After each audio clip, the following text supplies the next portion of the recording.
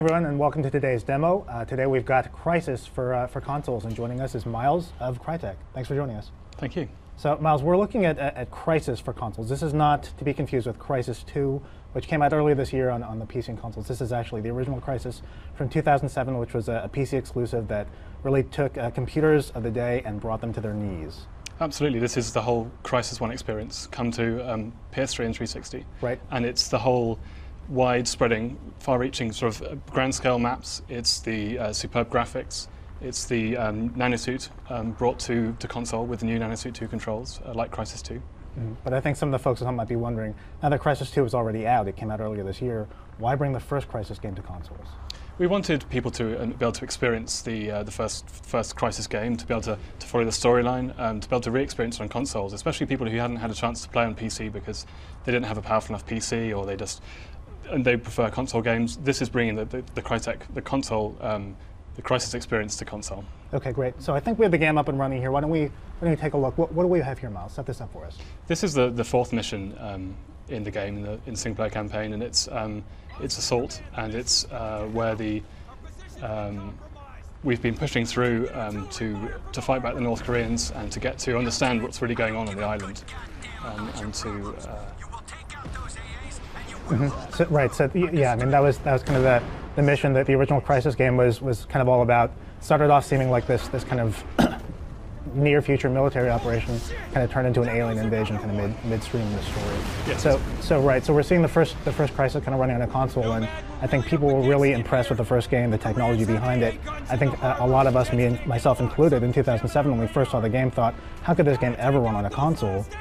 We're seeing something that looks really, really good here running off an Xbox 360. Tell us about how we were able to get a game that technically demanding onto a console.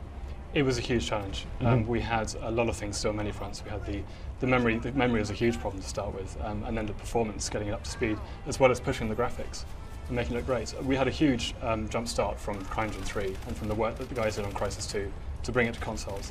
And then we just had to treat the specifics of Crysis and get that running.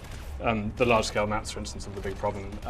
Coping with the streaming system, well, the memory was the biggest concern, though, getting that to fit on console. Yeah, it looks like we're seeing one of the things that I think the first Crysis game was very famous for was these big open-ended environments with lots of jungle terrain. Can you tell us about how Crytek was able to take all this kind of foliage, all the trees, and all the bushes and stuff, and really get that to work in the console game? We had to spend a lot of time looking into specific optimization techniques to do with the placement of the vegetation, to do with the assets themselves. The artists spent a lot of time trimming down the excess bits from them just to optimize them. And in most cases, they took assets and actually made them look better for this version of the game. And it was a broad effort across all the departments to try and push to make this happen. It was not just the programming side, but also the art side. Right. I mean, I would imagine, given that Crysis 2, I guess, was powered by the next rev of Crytek's technology, CryEngine 2. I guess there are probably some lessons learned there from bringing Crysis 2 to consoles. Were we able to take some of that stuff and bring it back to yes. Yeah. Absolutely, yes. It was. Crysis has its own unique aspects that need pushing, but yes, there's a lot learned from bringing Crysis 2 to consoles. Mm-hmm. And so we're seeing now we're kind of leaning pretty hard on that machine gun. It looks like we've got a lot of the kind of the great special effects we saw from the first Crysis, muzzle flare. Particle effects. How much of that stuff were we able to carry over into the console version? We've kept everything in there. Mm-hmm. We've had to make adjustments to optimize things to make them fit on. But so many of the effects we've made it better. The lighting has been remastered all across the game, and you can see that the day-night transition is beginning to come into effect here. We've had color grading come in to produce these wonderful-looking visuals. We've had so many changes to the more technical side of the pipeline. More things are happening now in high dynamic range. We've got better screen space ambient occlusion. We've got better motion blur. There's a specific anti-aliasing system designed just for Crysis with its natural environments. There's been a lot of fronts we've had to work on to push this. And we really feel as though the visuals have actually been taken up to a good level. I mean, we've been surprised how far we've managed to push this, and we're so happy that we've managed to get to this level. We never intended, or never were going to release this unless we could really be happy with this and really take it up to this visual level that people expect from Crysis. Yeah, this looks really, really good for a console game. So yeah, I mean, as you mentioned, so the team's goal is to get basically kind of a picture perfect or pitch perfect port of the PC version. Was any content cut, or is it all, you know, completely all there? Every last mission, every last piece of geometry, every last, you know, building. Is it really pretty much all there, the full Crysis experience? So we decided to take out Ascension, one of the later levels, especially based on fan feedback. They didn't really enjoy it, and we didn't really feel as though it fit in well. So that was removed, but every other level is there and is full and complete and as big and large scale as it was before. We've got all the missions, we've got all the sub-objectives, the rest of the game is there. Mm-hmm. But for the folks at home who may not have heard, so this is going to be a port of the single-player game of Crysis, is that correct? The multiplayer is not? That's right, yes. Right. Yeah, we focus on the single-player. Right. So this is another thing I think that, you know, was very impressive about the first Crysis. You didn't maybe hear a lot of people talk as much about, was that the AI was really good for the enemies. We had enemy soldiers who would back each other up, who would take cover, who would try to flank you. Tell us about how you guys were able to take the AI from the PC game and kind of cram it onto a console. Again, it was a big effort went into that. We had a lot of guys working for quite a while, making sure we could deliver the same high-quality experience as people had on PC.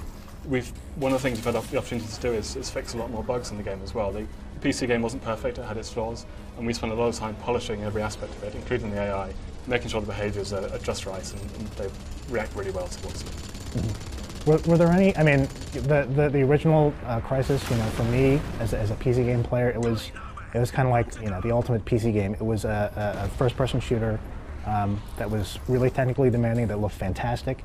And for me, I prefer playing my shooters on a mouse and keyboard, so I was very happy to play a game that looked that good with what I consider to be, you know, the superior control scheme. But of course, Crysis 2 came out on both PC and consoles. I'm sure Crytek learned a lot of lessons about, you know, adapting a shooter to, you know, be as fun and enjoyable and responsive on a console controller. Can you talk about some of the lessons that you guys brought from the Crysis 2 control scheme to make the Crysis 1 console port, you know, be a good experience as well?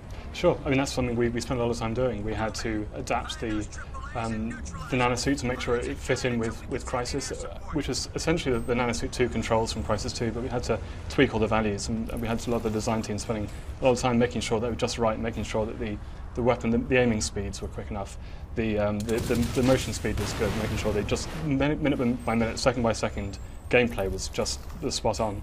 And we've had to, we worked hard with the controller, just making sure we could fit every action on there we wanted to do. We've introduced a new weapon selection system that allows you to choose more easily the weapons you have available, as well as just a quick toggle from when you last had. But we've kept all the features we had before. We have, you know, all the grenade types you can select, and you can choose all the fire modes. You can have underslung grenade launchers. And we've got the drivable vehicles as well here. And drivable vehicles, yeah. And again, time has been spent to make sure they react well. And it was a challenge bringing those elements all into Crysis on the control scheme, and we think we've done a good job with it. Yeah. So from the looks of it, it's really a very authentic version of the classic 2007 PC game brought home on the consoles. And Miles, for the folks at home, if you can remind us when the game is coming out and for which platforms? Crysis 1 on console is coming out for 360 and PS3 on October 4th. It's October 5th for PS3 in Europe. Okay, great. So that was your daily demo of Crysis for consoles. Thanks a lot for watching.